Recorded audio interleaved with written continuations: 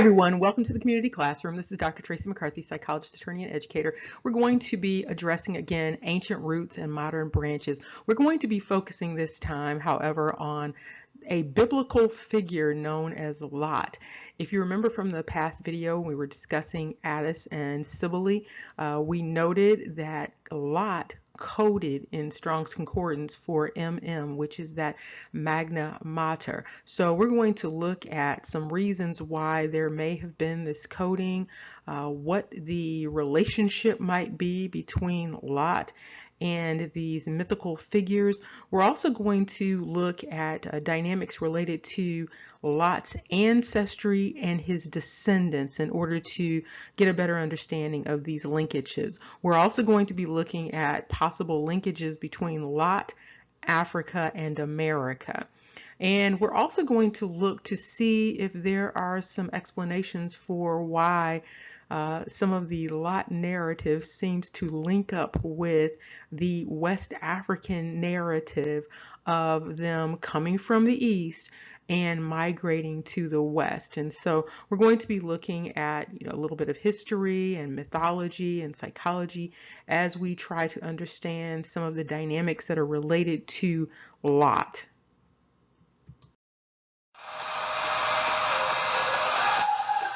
And as always, if this video appears on anything other than Dr. Tracey McCarthy, it is stolen and unauthorized. Let's rock and roll.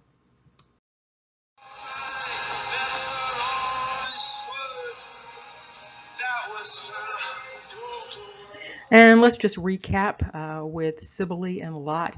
And you can see the screen here, this coding in Strong's Concordance, and you can also see the meaning of the name of Lot, which is a covering or a veil, and also some indication that there might be a connection between Sodom and Gomorrah.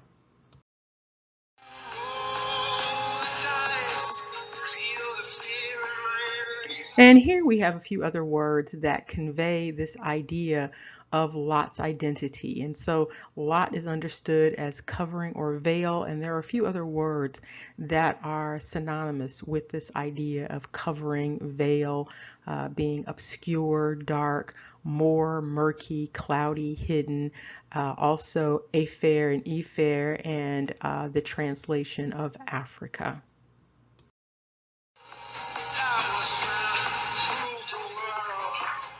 And if you recall, back in October, we discussed the mystery of Africa and the many names of Africa and some of the history of trying to understand the identity of Africa with all of these names.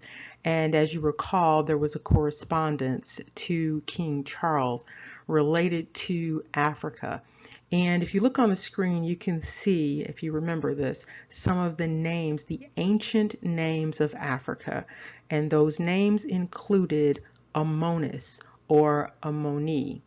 And also, Africa was known by a fair.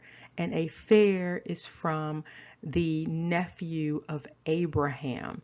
And if you are familiar with the biblical narrative of Abraham and Lot, you know that Lot is the nephew of Abraham, whose name is basically the same as a fair. So to pull all that together, you have this dynamic whereby Lot is actually the name for Africa. So this could be almost considered, in some instances, the land of Lot. You also have Africa going by Amonis or Amoni, meaning that Africa would be named after Lot's son/grandson. And so this is an interesting dynamic. But if you remember in that discussion, we also talked about the boundaries of Africa being fluid. And so in some instances, Africa was understood as this geographic mass that you might think of now. But at other times, Africa was considered this entire mass. And so Europe, Africa, and Asia were seen as an integrated entity. And we have the little arrows here. You can also see that Africa was known as Libya. Again, you see Amonis or Amoni. And then you see again known as a fair. and you see down below a fair again, and you can see it's spelled a different way, but it's all Hebrew in terms of origin, and then a fair signifying dust. And here's additional notation in that same correspondence. And you can see here, again, talking about where people were supposed to be situated in terms of those three brothers. And in this it says, antiquity confers on the three sorts of Noah. You have going to Sem or Shem or Shem, Asia, to Ham, Africa, and Japheth was supposed to have Europe. Now, of course, what's interesting about this is they make the notation that at one point all of that was together and America was the thing that was separated out. And you can also see down at the bottom where there is a discussion related to the territory known as Africa was originally inhabited by the Berber people, and so they would be considered indigenous to that area. And also in Latin, they were also known as the Mars or the Mari.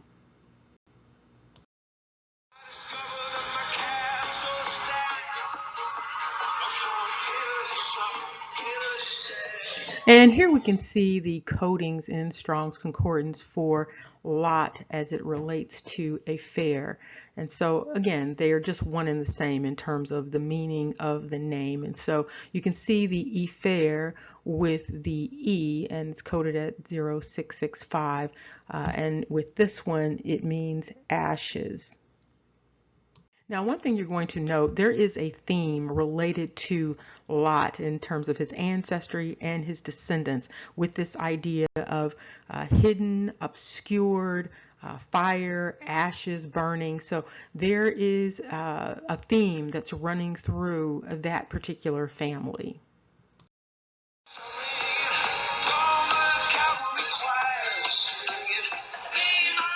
And here you can see a fair, and this is the direct relationship to Lot's name. And this a fair with the A codes at 0666. And you can see that it means the definition covering or bandage. And then you look at Lot's name, and it is a covering or a veil. And so, in other words, both of these names mean something that is obscured, something that is hidden, something that is a mystery.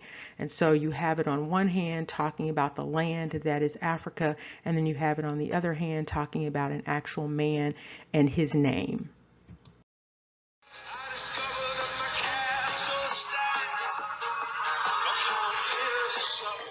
And you can see here with some occurrences for the scripture.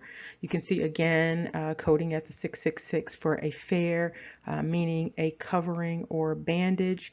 And you can see it also relates to having a disguise. And it goes on to show some other examples related to this idea of covering or bandage, and also again this dynamic of ashes. And you see additional notations for covering and bandage in terms of it being a garment. And then you can see in a sense of covering, a turban, again, ashes.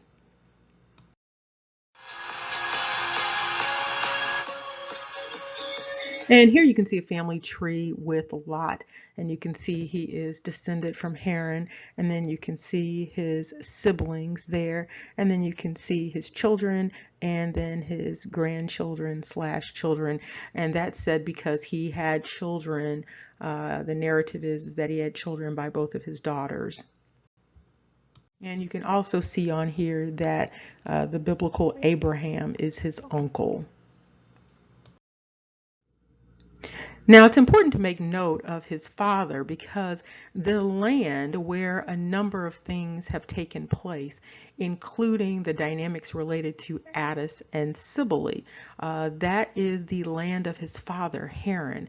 And so it is in the area known as Turkey Anatolia, and so it's in that area. So even without any other thing going on, you have Lot being rooted in this area because this is the land of his father. And so let's quickly look at some of the dynamics related to the father's name. Now, this is not only a name for a person, but again, it's a location name.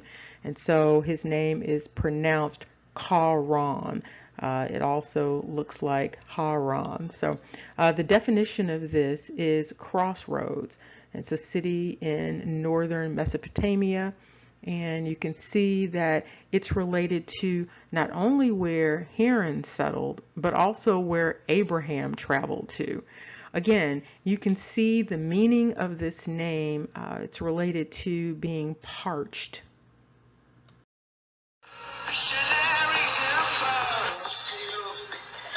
And you can see it relates back to this other word, which is karar.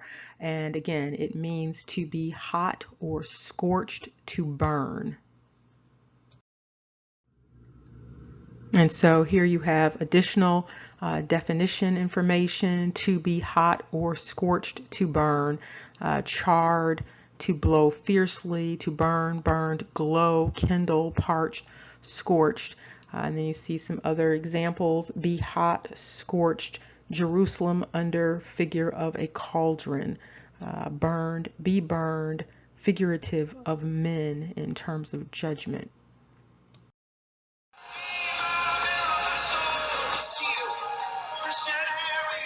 And now we've looked at Haran and we've looked at Lot. So we've looked at the father and we've looked at the grandfather. Now we're going to look at these grandsons, which would be Ammon and Moab. This first one, Ammon, the meaning of this name for this son, this is the son of Lot, is master workman. Now it's important to note that this name also belongs to 3 Israelites, including a king of the tribe of Judah. So it's important to make note of which Ammon, is being referenced. And Ammon is also related to this idea of multitude, so this idea of many. And you can see additional notations here for this son, again, meaning architect, master workman. Now this name also relates to the spelling with the A-M-A-N, which means to confirm or support. And here you can see the original name, which is the Ben-Ami, which means son of my people, a son of Lot. And you can see that it's a combination of the Ben and the Am.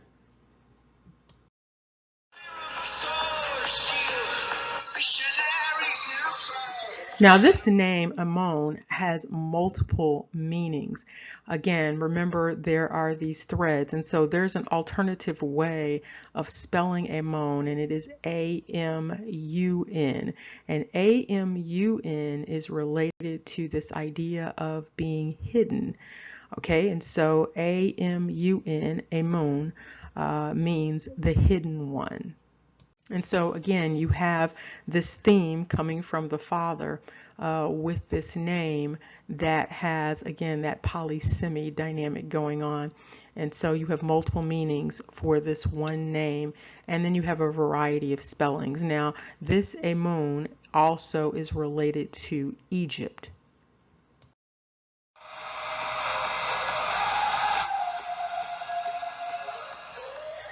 Now, the Ancient History Encyclopedia talks about Ammon also as a deity, a Libyan deity.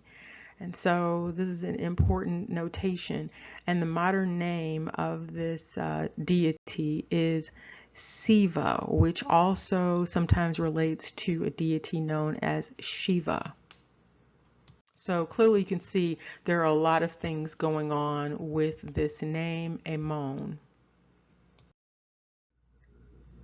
And here you can see a Greco-Roman notation of Zeus Ammon.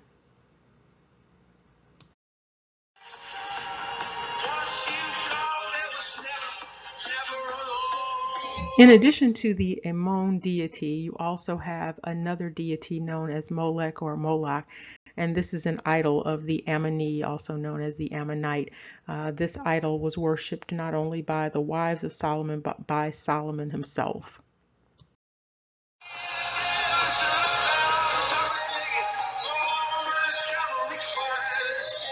And you can see here additional notations related to this particular mythical figure, and this was the fire god Moloch, and this was specifically for the children of Ammon, and there was an identical figure for the Moabite individuals, and so those would be the descendants of Moab.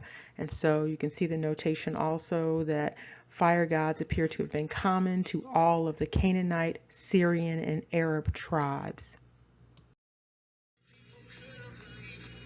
And you can see here a notation related to the priest of Jupiter Ammon. So Ammon was very busy, and this is in the desert of Libya, again related to Libya, and so there is a geographic centering of this dynamic.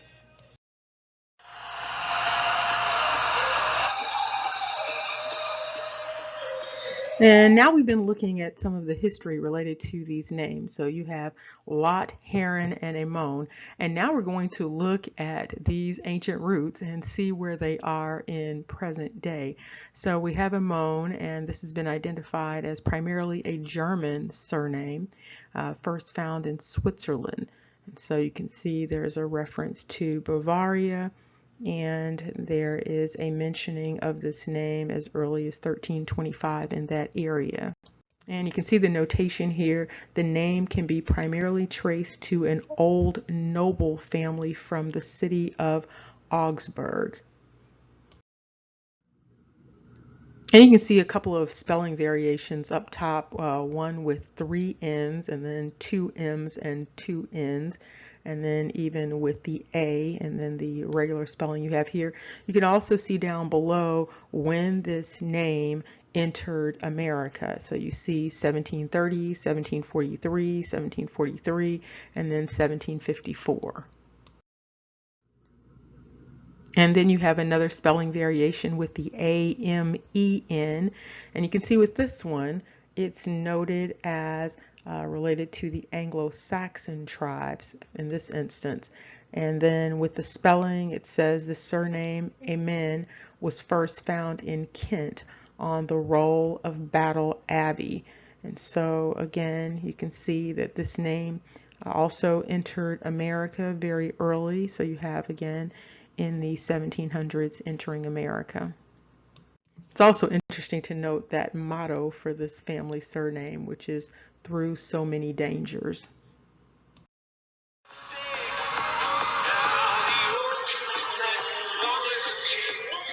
Now let's see where the block is hot for Ammon. As you can see, Ammon traveled all the way from the Middle East area over to the Ivory Coast. So this surname is hottest in the Ivory Coast area and also has the highest density there.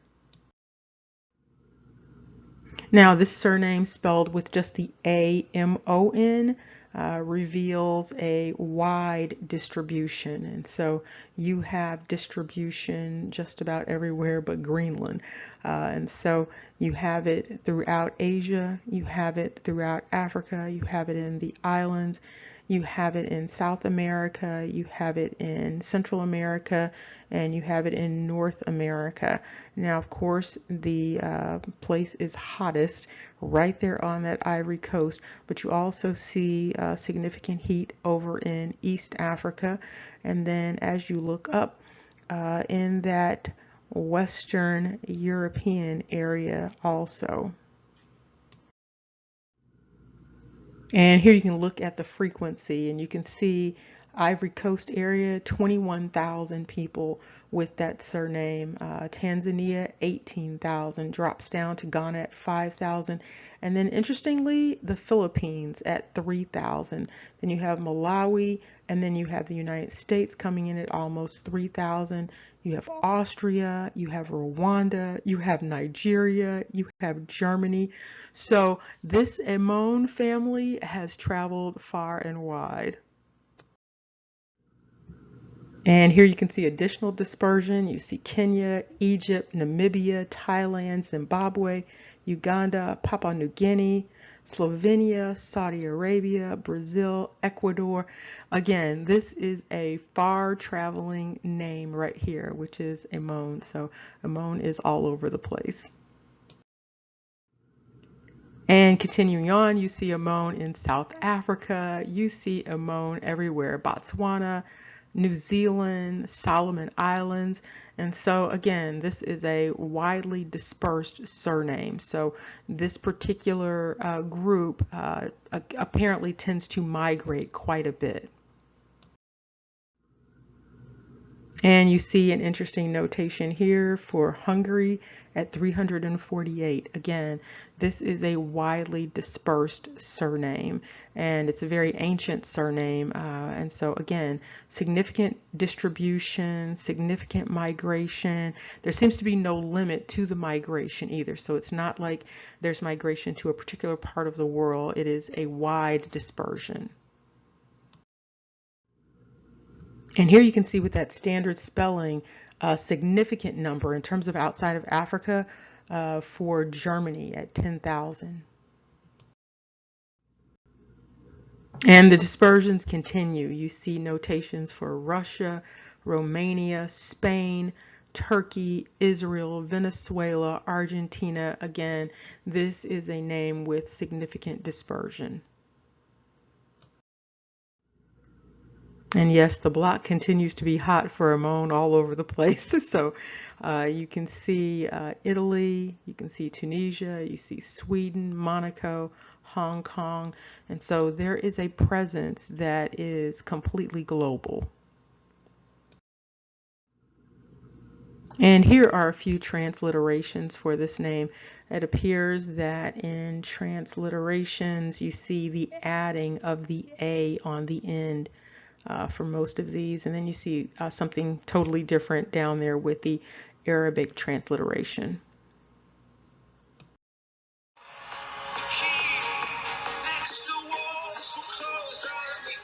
And let's quickly look at this Egyptian version of Ammon. And when you look at this, the dispersion is different. And so you really don't see that wide dispersion the way you saw it with the original spelling. And so the heat is still hot in Africa, but you can see that it's really hot in those areas that are the islands down there to the south and the east. You can see significant heat in South America also, and again in that Ivory Coast, West Africa area, very hot there.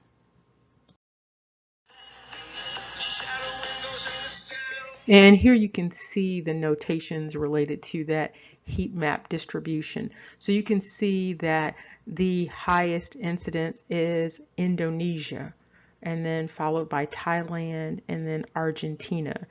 And so again, this is an interesting distribution here. Given the fact that this is rooted in Egypt, you do not see Egypt as being the first name in terms of incidence. And here you can see some additional incidents with the variations in terms of the spelling of it. So you get up to 11,000 with the O-U-N.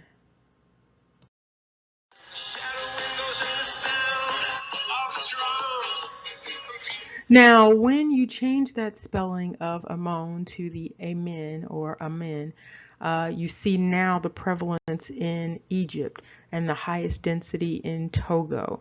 Again, there is a high concentration of these ancient names consistently in the area known as Africa. And here you can see the AMEN incidence, highest in Egypt with 23,000. Then it drops down significantly for Togo, but still that high frequency. Then, interestingly, the Philippines, and then the United States, Nigeria, Pakistan, Saudi Arabia. You see Tunisia, and you also see Ghana and France.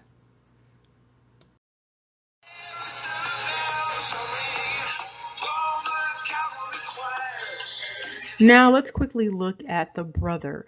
And this brother's name is Moab, and his name means of his father. Now remember, this is a dynamic where the father had children by the two daughters, and so this is one of those sons. And so you have here, he's the ancestor of the Moabites. Another way of saying that is the Moabi. Often when you see the ITE, again, remember that it's pronounced usually with just the E sound.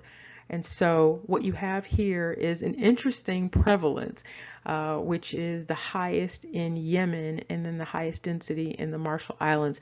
Now this name is not an easy one to trace. So this is not like the Ammon. You're not going to find very many people with this particular surname. And so it's very obscure in a way that's very similar to the Japheth dynamic. And as you can see here, although the block is hot in Yemen and Papua New Guinea, it's not very hot. So you only have 194 in Yemen, and this is the highest. And then you have Papua New Guinea coming in with 140. Then it drops down with Pakistan, and then Nigeria, then the United States, Cambodia, Iraq, Israel, Iran, and Ethiopia. And so the dispersion is really not that high with this particular surname. And again, there just are not that many people with this particular surname. So it's not like Ammon at all.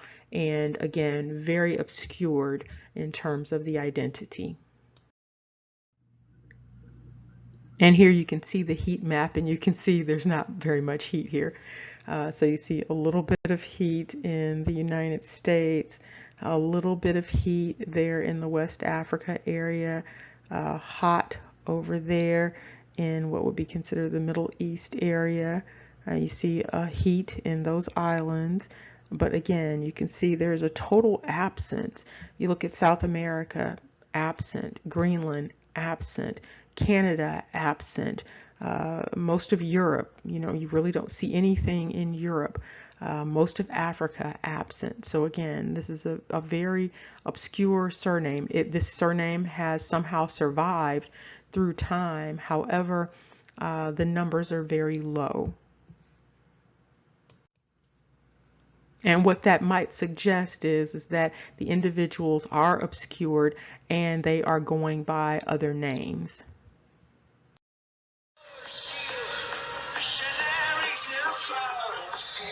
Now, Lot is an easier surname to trace.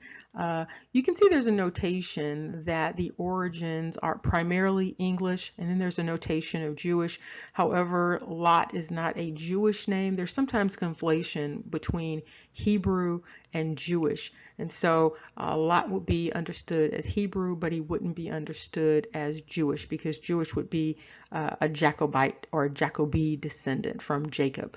And so here you can see that it says the Lot surname is derived from a medieval given name of uncertain origins.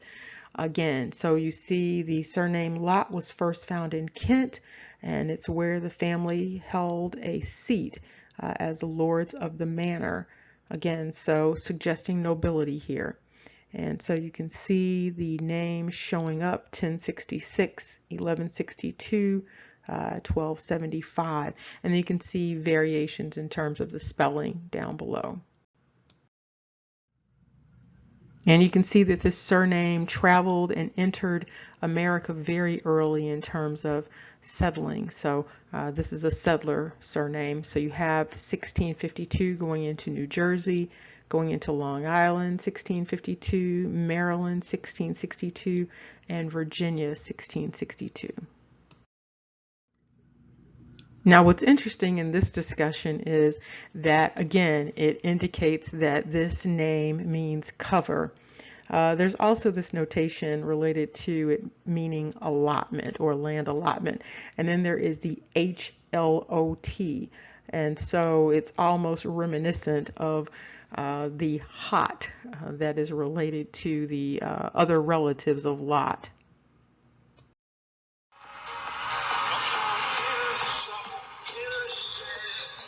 Now, most people might think of Lot as a European surname, but interestingly, the block is hot in Nigeria. It seems as though everyone is in Nigeria. And so then you have the highest density in Cambodia. And a look at this heat map reveals a couple of things here. So you can see that the block is very hot in Africa, in northern Africa in particular, and also in that Nigeria area. And then also you can see in the Mediterranean area, and then also notably in the area of India. So you have quite a bit of distribution here going on. And then you also have some heat in the United States, South America, you have South Africa, you have Australia. So you have quite a bit of distribution here, but you have significant heat in specific places with this name, inconsistent with where you would expect to find this name. And so to go along with that heat map, you can see 4,000 in Nigeria with this surname, and then Cambodia has 3,000, and then you see India again, and then you see Italy. So that's interesting. You also have Algeria coming in now, South Africa, then you have France, Israel, Brazil, and then Papua New Guinea. And so for Lot, you see more of a distribution similar to Ammon in terms of there being significant dispersion. That's in contrast to Moab. And it's helpful to look at these transliterations down at the bottom because you can see they don't necessarily immediately look like Lot. So you see it ending in a PHA for Bengali, and then PA, so that wouldn't be something that you would automatically expect to see. And then you can see the numbers are higher when you remove one letter, like Lo, and you see 219,000, and then you see Lot with the 2 T's, and then you have 43,000, and that's in the United States. So you can see a number of variations here. You see Lout, and you see Loth, and Lot.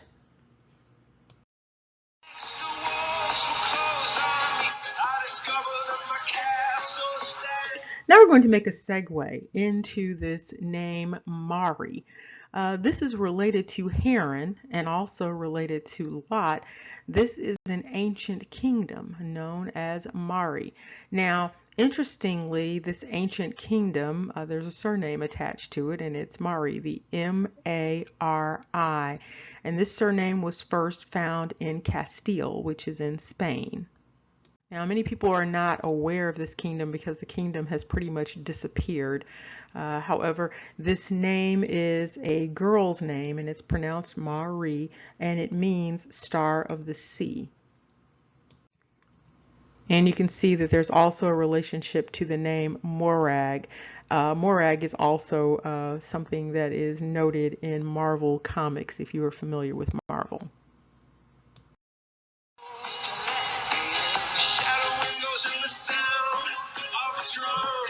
And remember the notation about the shrouded in mystery dynamic, the concealed, the hidden? Well, this is no exception. And it says here, the origins of the West Semitic or Amorite dynasties are shrouded in darkness. And so they indicate that there is some indication that Mari is related to North Syria. And this is information coming out of the Jewish Virtual Library. So if you would like to read more about this, more in depth, you can actually go to that site. There's a link up top.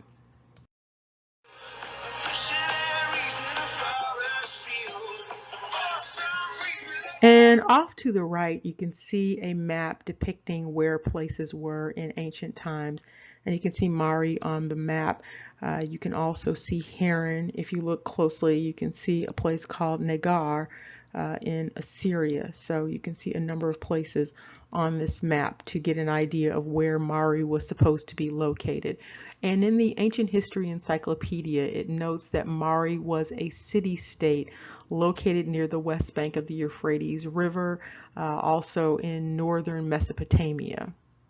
And you can also see heron on this map. And again, this relates to Turkey.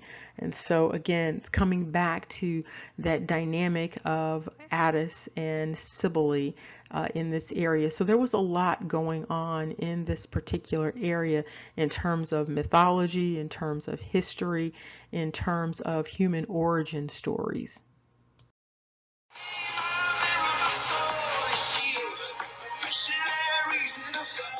And you might be able to see a little bit better on this particular map. So you see Mari again here. You see the arrows pointing there. You also see Turka, suggesting Turkey. You also see Haran, and you also see Nagar on this particular map. And here's a notation that Mari was rebuilt under the Akkadians. And so you can also see some information related to the empire of Mari.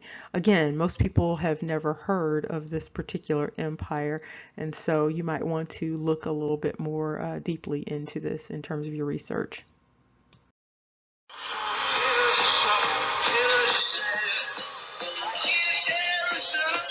Now with this map, you can see a few more things on here. So you see some additional dynamics going on here. You see the Hittites up top. One interesting notation, if you see where Canaan is located, this is off to the left. Right there on the water, you see Amurru, and it is A-M-U-R-R-U. So that's an interesting notation. You also see Haran up there, and you see the Hurrians. You also see Turka, suggesting Turkey. You see Mari, which is a huge space. And you see Elam, which is related to the Elamites there off to the right.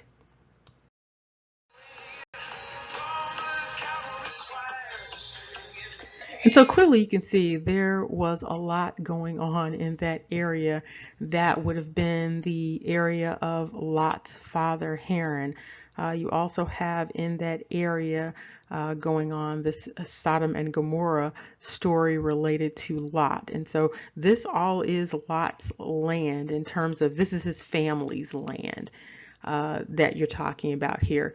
And so it's an interesting notation, again, that Lot's name was coded for this deity that was situated in that particular area. So again, because Lot's name means hidden and covered and all of that, it really might be an area that someone might want to research to get a better handle on what is the exact relationship between Attis and Cybele and Lot.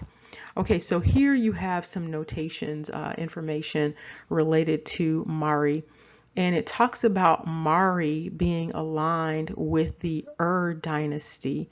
And so that's an interesting notation. And you can also see that there's a notation related to Mari cementing relationships through royal marriages.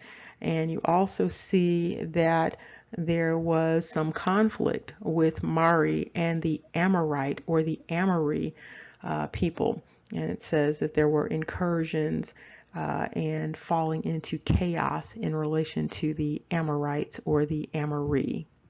And another notation down below, you see around 2000 BCE, nomadic Semitic people known as Amurru or Amorites or Amori invaded from Syria and took control of the cities of Mesopotamia.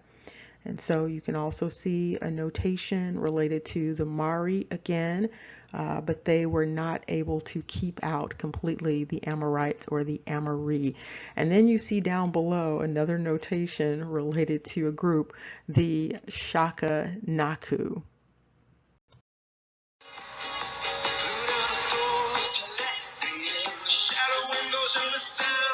Now, this is an interesting notation as we are wrapping this up, related to the last king of Mari. The last king of Mari is identified as Zimri. Now, this is interesting because Zimri is actually the name of about 4 Israelites. And so it's interesting to note that this is the name of the last king of Mari. And so you can see additional information related to Mari. Another interesting notation is this dynamic where it says the bulk of Marians calling themselves Khanians. And this also looks like Ghanaians. So that's an interesting notation, because if you just take out the G and the K, you have a significant similarity there. And so this is also supposed to be a reference to the actual hereditary origins of the Amorites or the Amori. And here you can see some quick information related to the name Zimri, also related to Zamar, the name of 5 Israelites, also related to an Arabian tribe.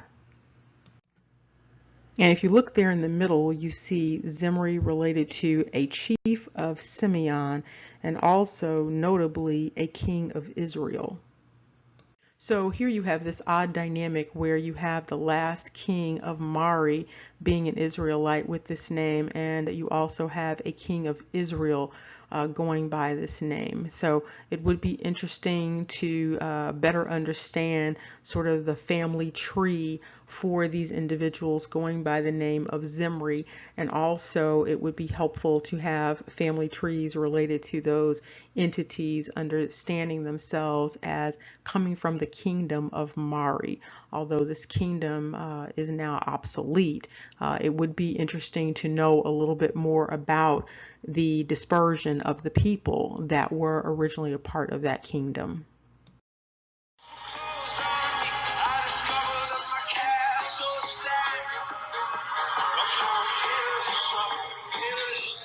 Clearly, there are a number of things going on here beyond the relationship between Lot and the Magna Mater, also known as Cybele, and Attis. There is a lot going on here, and it appears that Lot is tied to everything from Turkey to Africa to America. There is a lot of conflict that seems to be going on with a number of people that are related to Lot.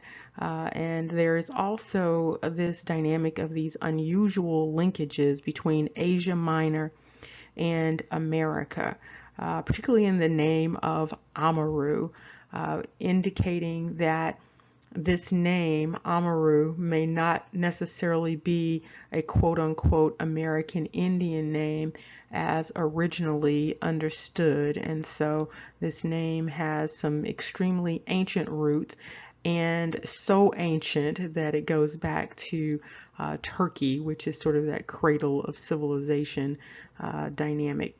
And so this is very interesting to note.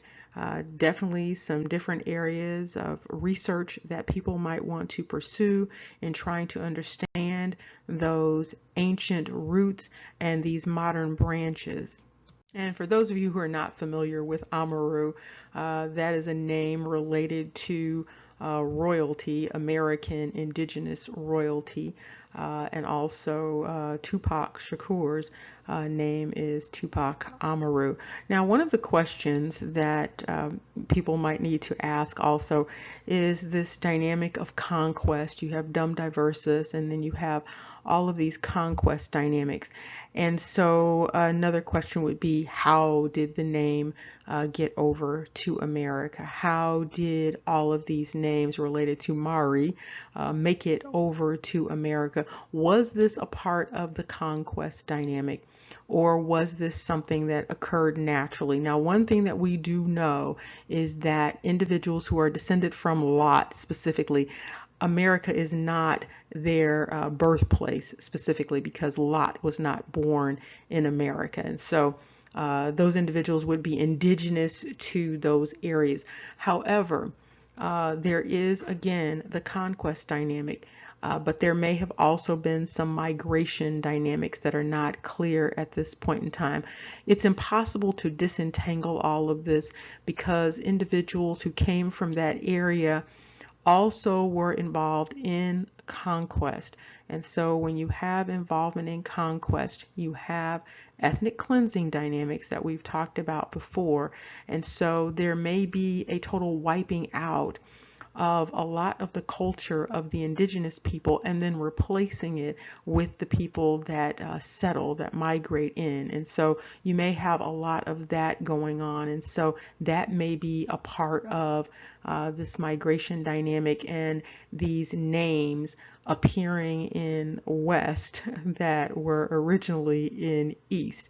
You might also have some of those dynamics in terms of Africa. One of the important things to note is how you have so much presence in Africa of these ancient names from the East, not just with this discussion, but prior discussions.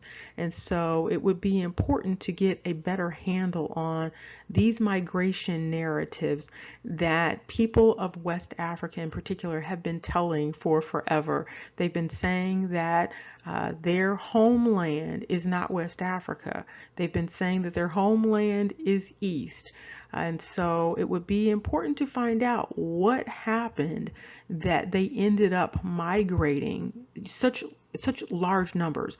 Why did they end up migrating all the way from the area they were in the East, all the way to the western coast of Africa? Remember, knowledge is power. Take care and see you soon.